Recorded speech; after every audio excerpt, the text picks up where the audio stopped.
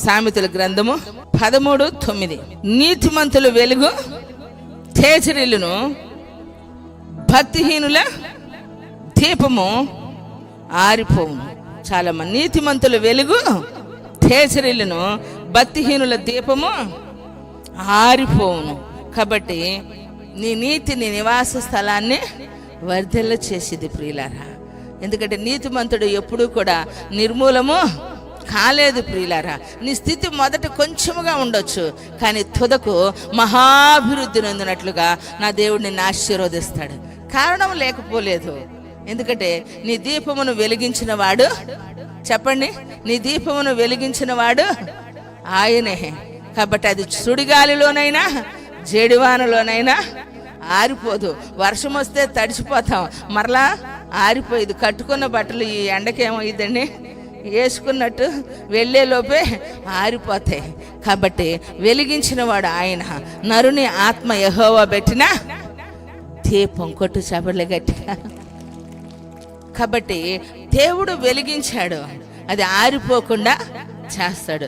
ఆరిపోకుండా చేయటమే కాదు, మిలుకుమంటూ బ్రతకటమే కాదు, వచ్చి రాని వెలుగు కాదు, ఏమండి సాలీసాలను వెలుతురు కాదు, సాలీసాలను జీవితం కాదు.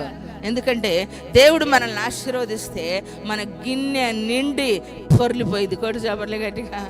ఆయన మనల్ని ఆశీర్వదించేది భూమి మీద కదా, ఆకాశపు వాకిండ్లు తెరిచి పట్టజాలనంత విస్తారమైన దీవెనల చేత దేవుడు ఏం చేస్తాడని ఆశీర్వదిస్తాడు. నమ్మిన వారు స్తోత్రం చెప్పండి. ఒక నిశ్చయితతో వెళ్ళాలి, ఒక తీర్మానంతో వెళ్ళాలి, ఒక నమ్మకంతో వెళ్ళాలి. నిజముగా నా దేవుడు ఏం చేస్తాడు, నీతిమంతుని వెలుగేమైందటండి చెప్పండి. అక్కడ నీతిమంతుల వెలుగు తేజరిల్లును, భక్తిహీనుల దీపము ఆరిపోవును. కాబట్టి నీ వెలుగు తేజరిల్లునట్లుగా దినదినము ఏమండి. ఎందుకంటే అగ్నిలో చూడండి, మనము ద్రావకంగా ఉన్నటువంటి ఆయిల్ పోస్తూ ఉన్నాము అనుకోండి, ఆ మంట ఏమవుతూ ఉంటుంది, అధికమవుతూనే ఉంటుంది, అది అధికమవుతూనే ఉంటుంది. చెట్టు కాసేదాకే ఆ చెట్టుని మనం పోషించాలి. నీతిమంతుని కొరకు దేవుడు ఆనందమును రక్షణను సిద్ధపరిచాడు. కాబట్టి ఆ రక్షణ నువ్వు పొందాలి, ఆ ఆనందాన్ని నీవు పొందాలి. దేవుడు నీకు సిద్ధపరిచింది కదా. కాబట్టి గొప్ప భక్తులు సైతం పౌలు గారు అంటారు, ఏమని, మనుషుడా మోసపోకుడి, ఏమి విత్తుతాడో దానినే కోసుకుంటాడు. మంచిని విత్తితే మంచినే కోసుకుంటాడు, కీడుని విత్తితే కీడునే కోసుకుంటారు. కాబట్టి చెట్టును బట్టి ఫలాన్ని బట్టి చెట్టుని ఎంచమన్నట్టు ఈరోజు దేవుని సన్నిధిలో ఉన్నటువంటి మన జీవితంలో మనం ఆయన పిల్లలమైనప్పుడు ఏమండి, మనము దేవుణ్ణి నమ్ముకున్నాము అనంటే, రక్షణ పొందుకున్నాము అనంటే, ప్రత్యేకించబడ్డాము అనంటే, మన పొలంలోనైనా, మన ఉద్యోగంలోనైనా, కాలేజీలోనైనా, ఇంటిలోనైనా, మనం చేసే ఏమండి పని అయినా, మనం ఉన్నటువంటి స్థలంలోనైనా, వీరెవరు అనంటే క్రైస్తవులు, వీరెవరు అనంటే పరిశుద్ధులు, వీరెవరు అనంటే దేవుని పిల్లలు, వీరెవరు ఆయన నమ్ముకున్న వారు అని చెప్పి గుర్తుపట్టాలి ప్రియులారా. ఈరోజు దేవుడు మనకిచ్చినటువంటి కృప ఎంతో గొప్పదండి. మనుషుల్లాగే మనం ఆలోచిస్తూ ఉన్నాం, ఆత్మీయులు మనం చెప్పుకుంటున్నాం, కానీ అన్యుల్లాగే ప్రవర్తిస్తున్నాం. తినే తిండి కాడ లోకల్లో సామెత ఉంది కదా, మంచోడి బుద్ధి మాంసం కాడ చెడ్డోడి బుద్ధి అనే. చేపల దగ్గర తెలిసిద్ది, కూటి కాడ గుడ్డ కాడ. ఈరోజు ఏం చేస్తారు, పెళ్లి భోజనాల కాడ మొక్క తక్కువైతే బంతెవరు వాళ్ళు శుభమా అంటే పెళ్లి పెట్టుకుంటే మొక్క తక్కువైందని వీడు సప్లేరు అంతాడు.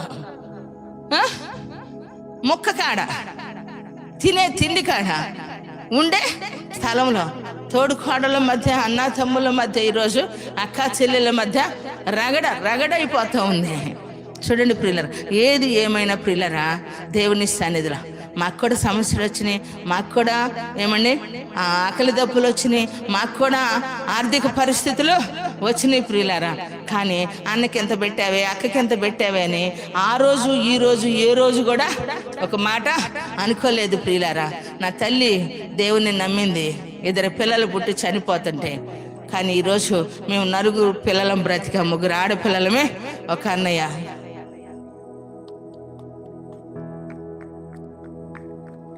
ప్రైజ్ ది లార్డ్, హల్లెలూయా. మేము బ్రతికితే మీకేందంటే చెప్పలా? చెప్పండి, ఆలోచించండి ప్రియుల. 4 ఈరోజు నలుగురం దేవుని పనిలో ఉన్నాం ప్రియులారా. మా బంధువులు, మా చుట్టుప్రక్కల వారు, మా రక్త సంబంధికులు అందరూ పరిచర్యలో ఉన్నారు. కారణం ఏంటంటే ఇది ప్రతి స్థలంలో చెప్తాను. ఇప్పుడు నాతో సేవకులు ఉన్నారు, వారి కుటుంబాల్లో కూడా ఒక్కొక్కరే. అక్క సాక్ష్యం చెప్పింది, ఇంకొక అక్క ఆరాధన చేసింది. ఎవరేం చదువుకోలే ఇక్కడ, ఎవరు పిహెచ్డీలు చేసిన వాళ్ళు, ఏమండి బీటెక్లు చేసిన వాళ్ళు లేరు ప్రియులారా. ఏమండి దేవుడు మా ఫైనాన్షియల్ అన్నమాట. కొట్టు చేపలు గట్టిగా. మా డిగ్రీ కూడా ఆయనే దేవుని సన్నిధిలో.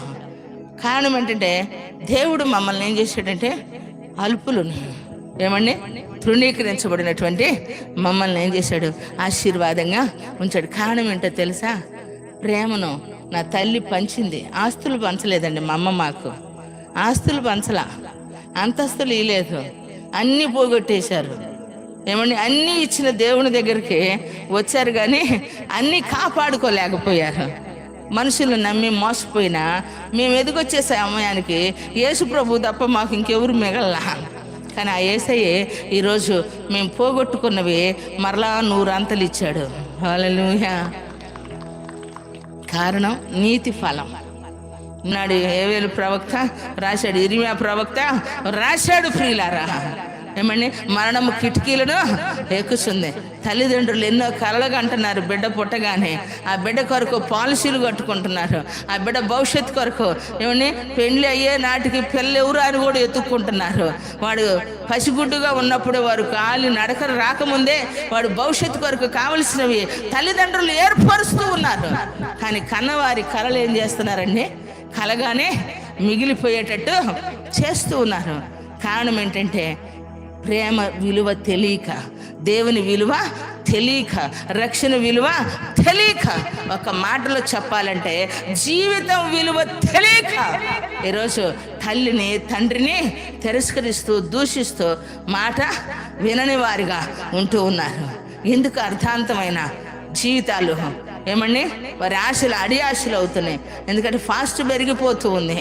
ఏమండి ఫాస్ట్ పెరిగిపోతూ ఉంది, స్పీడ్ ఎక్కువైపోతూ ఉంది. మనిషి ఏం చేస్తూ ఉన్నాడంటే భూమి మీద నడవటం లేదు ప్రియులారా. భయంకరమైనటువంటి వినాశనం చోటు చేసుకుంటూ తల్లిదండ్రులు గుండెలు రోధిస్తున్నారండి. ఈరోజు హాలిడేస్ వచ్చినాయి అంటే జాలీగా పిల్లలతో సంతోషంగా బ్రతకాలని చెప్పి బ్రతుకుతూ ఉంటే ఉన్నట్టుండి చెరువులకు వెళ్తున్నారు, కాలువలకు వెళ్తున్నారు, సముద్రాలకు వెళ్తున్నారు, నదులకే వెళ్తున్నారు. ఈతలు అంటున్నారు, ఆటలు అంటున్నారు. జీవితాలు ఏమైపోతున్నాయండి, ఊర్లు అంటున్నారు. ఏమండి వారిని ఊరంతా దేవుడు ఊరేగించాల్సింది పోయి ఈరోజు తమ తండ్రుల కొరకు పిల్లలు ఏమండి ఎదురు చూసేటువంటి పరిస్థితులు. ఈరోజు పిల్లలకు తండ్రులు ఏం చేయాల్సి వచ్చిందండి, వేదనకరమైన పరిస్థితులండి. మగ పిల్లోడిని ఎందుకు కోరుకుంటున్నారమ్మా? చచ్చిపోతే చితికేం పెట్టాలా? వారసుడు ఎందుకయ్యా? చెప్పచ్చులే, వారసుడు ఎందుకమ్మా? ఒక్క కొడుకు అన్నా కావాలా? ఇప్పుడు కొడుకు పుడతాడు, ఇప్పుడు కొడుకు పెడతారు. ఈ 5గురు తర్వాత పుట్టిన కొడుకు వాడు పొట్టబగల పెడుతున్నారు. కానీ వాడు ఏమని ఒక బొంగ వచ్చినట్టు వాడు పొట్టవుతుంది. కానీ ఆడపిల్లల పొట్టలన్నీ దూసుకుపోతున్నాయి. సమాజం ఎంత పోతుంది, అన్యాయమో ఎటు పోతుందండి, ఎంత ఘోరమో చూడండి. వాడికి పెట్టు, వాడికి పెట్టు, వాడికి పెట్టు. వాడు వారసుడే, వాడు మగపిల్లోడే. ఏమండి ఎందుకు? సచ్చినాడు ఒక్కడన్నా మగపిల్లలు కలిగిన వాళ్ళు కర్మ అంతా ఎంత కాదు. ఏమనుకో, మగ సౌండ్ తగ్గించుకో, నువ్వు కూడా మగపిల్లోడు కదా. ఏమండి ఆస్తులు పంచుకోవటానికి వారసుడు కావాలా? సస్తే ఏడవటానికి ఇది వాళ్ళకి వరం కదా, వరం. ఏమండి కొందరు దీన్ని ఆత్మీయంగా ఉపయోగించుకున్న వారు ధన్యురాళ్ళు అవుతున్నారు. కొట్టి చేపలు గట్టిగా. కొంతమందికి తిన్నా ఏడిపే, తినకపోయినా ఏడిపే. ఏమండి మామూలుగా కాదు. ఎందుకు ఏడుస్తారు కొంతమంది ఆడవాళ్ళు తెలియదు. నేనంటా నా ఏడుపేదో ఏసై కాడే ఆడమంట. ఏమండి ఏడుపేదో ఏసై దగ్గర చూడండి. కానీ చచ్చిపోయిన వాళ్ళ దగ్గర బాగా ఉపయోగపడింది. అదేదో తెగ ఎమోషనల్ అవుతారు. వీళ్ళేమో ఏడరు. కారణం ఏంటంటే ఏమండి వీడు చచ్చిపోతాడంటే వీళ్ళకేం కావాలా? అమ్మా నాన్న ఎవరికి పెడతాను అంటున్నాడే, నాకెత్తా అంటున్నాడు, ఆడికి పెడతా అంటున్నాడు. అమ్మాయికి ఎందుకు? అమ్మకి ఏదన్నా బాగా లేకపోతే అమ్మ బంగారం ఎవరికి కావాలా? ఎవరిగా మొత్తానికి చట్టం ఎవరికి చుట్టం కాదన్నది ఒక్క విషయంలో రుజువు చేసింది పాస్టర్ గారు. ఏంటంట, ఏ తల్లినైనా తండ్రినైనా చూడనటువంటి వారి కొడుకులు శాలరీల్లో కొట్టు చాపర్లు గట్టిగా వచ్చే 4 ఏళ్ళు పెన్షన్ కూడా ఎంత దౌర్భాగ్యమో. అవి కూడా ఇయ్యే అమ్మా అంటారు. వీళ్ళు సామాన్యులు కాదు. ఏమండి, వీళ్ళు పాశమోహం గడకునే వాళ్ళు వస్తారు, మొత్తం ఇచ్చి పంపిస్తారు. అయినా తల్లి ప్రేమ, తండ్రి ప్రేమ. కానీ పిల్లలకు అర్థమవుతుందండి? పిల్లలకు అర్థమవుతుందా? దేవుడిచ్చిన ఆయుష్ సంపూర్ణంగా అనుభవిస్తున్నారా? ఏం చేస్తూ ఉన్నారని నడిప్రాయంలోనే చచ్చిపోవలసి వస్తుంది. నడిప్రాయంలోనే చచ్చిపోవలసి వస్తుంది. కారణం ఏంటంటే వారికి భవిష్యత్తు విలువ తెలియట్లా. అయిందేదో అయింది, జరిగిందేదో జరిగింది, గడిచిపోయినా గతానికి గత అంతే. మరలా దాన్ని తవ్వుకోమాకండి, దాన్ని రిపీట్ చేసుకోమాకండి. ఏమండి, చేసుకోమాకండి. దేవుని సన్నిధిలో ఏమండి ప్రేమగా బ్రతకండి, నమ్మకంగా ఉండండి దేవుని సన్నిధిలో. ఎందుకనంటే దేవుడు మిమ్మల్ని తృప్తిపరిచే దేవుడు. ప్రియులారా, అబ్రహాముని విడిచిపెట్టలా, నోహుని విడిచిపెట్టలా.